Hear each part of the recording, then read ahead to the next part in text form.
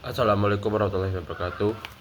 Perkenalkan, nama saya Muhammad Afif dari kelas Metode Penelitian dan Penulisan Hukum 6A. Di dalam video ini, saya akan membahas mengenai dua topik, yaitu topik yang pertama mengenai tiga tipe penelitian hukum, yaitu eksploratory, deskriptif, dan eksplanato. Yang mana di ketiga tipe ini membentuk dasar bagi pendekatan studi hukum yang digunakan oleh akademisi dan penelitian dalam menjawab berbagai pertanyaan hukum. Dan yang kedua, saya akan membahas mengenai perbedaan mendasar dalam penelitian hukum berdasarkan jenjang pendidikan, yaitu sarjana, magister, dan doktoral, yang memiliki karakteristik dan tujuan berbeda-beda pada setiap tingkat. Yang pertama, saya akan membahas mengenai penelitian hukum eksploratory. Penelitian hukum eksploratory adalah penelitian yang berfokus pada penggalian isu-isu hukum yang baru dan belum banyak dipelajari. Tujuan utamanya adalah membangun pemahaman awal tentang fenomena hukum yang belum terpetakan dengan baik. Penelitian eksploratory sering dilakukan pada topik-topik yang terkait dengan perkembangan teknologi atau perubahan sosial yang belum banyak didokumentasikan dalam hukum. Sebagai contoh, penelitian mengenai pengaturan terhadap teknologi blockchain dalam kontrak elektronik di Indonesia. Penelitian ini bertujuan untuk memahami bagaimana sistem hukum yang ada dapat diadaptasi dan diakomodasi teknologi baru. Metode yang digunakan dalam penelitian ini bersifat kualitatif, seperti wawancara mendalam dengan ahli hukum, analisis literatur ilmiah, atau pengamatan langsung. Karakteristik fleksibel dari penelitian ini memungkinkan peneliti untuk membuka peluang bagi penelitian lanjutan dan dengan menyusun kerangka teoritis atau konsep awal yang dapat digunakan di masa depan. Yang kedua ada penelitian hukum deskriptif. Penelitian hukum deskriptif memiliki tujuan yang berbeda dibandingkan dengan eksploratory, yaitu untuk memaparkan fakta hukum secara sistematis dan rinci. Penelitian ini sering menjawab pertanyaan apa yang terjadi dalam suatu konteks hukum. Misalnya, penelitian tentang efektivitas pelaksanaan mediasi dalam penyelesaian sengketa di pengadilan.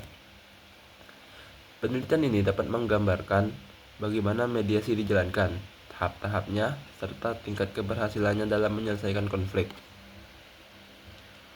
Penelitian deskriptif ini biasanya memanfaatkan analisis dokumen hukum seperti peraturan perundang-undangan, keputusan pengadilan, atau kontrak.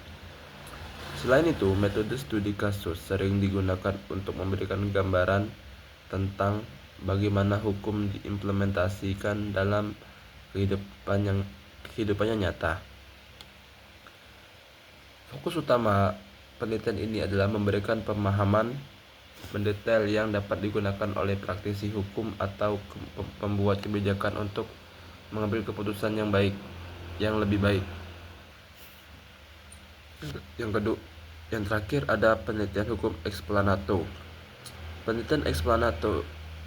Penelitian eksplanato ini memiliki tujuan yang lebih spesifik, yaitu untuk menjelaskan hubungan sebab akibat antara variabel hukum. Penelitian ini sering digunakan untuk mengevaluasi dampak dari suatu peraturan atau kebijakan hukum terhadap masyarakat atau institusi tertentu. Sebagai contoh, penelitian tentang dampak penerapan hukuman pidana minimum terhadap angka kriminalitas di Indonesia adalah tipe penelitian eksplanato. Penelitian ini mencoba menjawab pertanyaan mengapa kebijakan tersebut efektif atau tidak, serta bagaimana penerapan hukum tersebut memengaruhi perilaku masyarakat. Penelitian eksplanato ini biasanya menggunakan metode kombinasi antara kualitatif dan kuantitatif. Data kuantitatif seperti statistik kriminal dapat digunakan untuk mendukung hipotesis, sedangkan wawancara dengan melakukan kebijakan atau pengamat hukum memberi pemahaman yang lebih mendalam tentang konteks sosial dan hukum. Hasil penelitian eksplanatori ini sangat penting dalam memberikan rekomendasi kebijakan yang berbasis bukti. Yang kedua yaitu perbedaan penelitian berdasarkan jenjang pendidikan. Yang pertama ada penelitian pada jenjang sarjana. Pada jenjang sarjana, penelitian hukum bertujuan untuk membuktikan bahwa mahasiswa mampu memahami dan menganalisis konsep hukum dasar.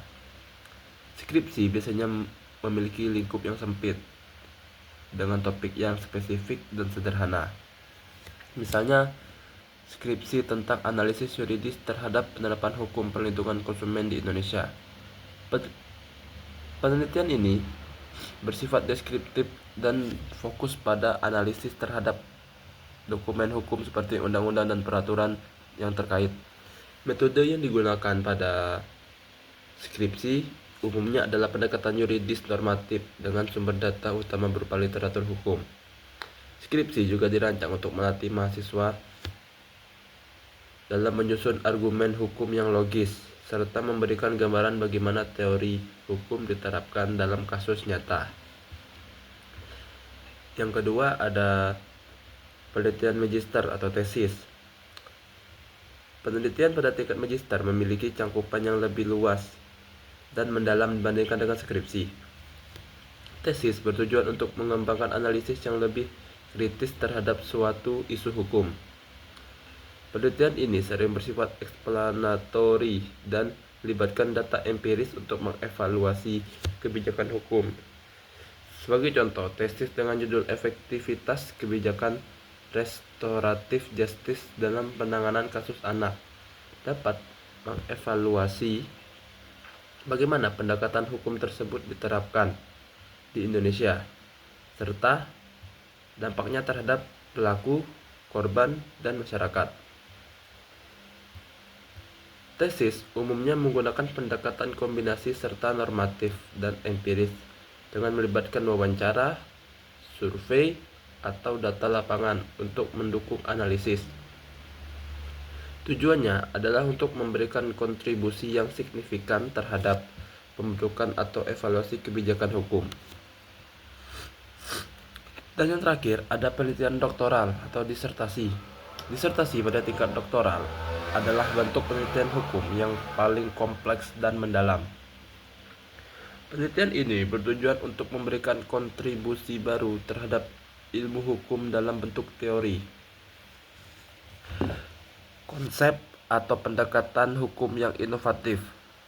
Sebagai contoh, disertasi dengan judul Pengembangan Teori Hukum Lingkungan Berbasis Kearifan Lokal dapat menciptakan landasan hukum baru yang relevan untuk mengatasi masalah lingkungan di Indonesia. Disertasi biasanya menggunakan pendekatan multidisiplin dengan menggabungkan metodologi hukum, ilmu sosial, ekonomi, atau lingkungan. Penelitian ini menuntut kemampuan analisis yang tinggi dan sering kali menjadi dasar bagi kebijakan hukum yang inovatif dan berdampak luas. Disertasi juga menunjukkan kemampuan seseorang peneliti dalam mengidentifikasi masalah kompleks, mengusulkan solusi, dan memberikan kontribusi yang signifikan bagi masyarakat. Mungkin itu saja yang dapat saya jelaskan pada video kali ini. Jadi kesimpulannya, penelitian hukum eksploratory, deskriptif, dan eksplanato memiliki tujuan dan metode yang berbeda. Penelitian eksploratory menggali isu hukum baru, deskriptif memaparkan fakta hukum secara detail, dan eksplanato menjelaskan hubungan sebab akibat. Di sisi lain, penelitian berdasarkan jenjang pendidikan menunjukkan perbedaan kompleksitas dan kontribusi terhadap ilmu hukum. Skripsi pada tingkat sarjana bersifat dasar dan deskriptif. Tesis pada tingkat magister lebih ke analitis dan cangkupan yang lebih luas.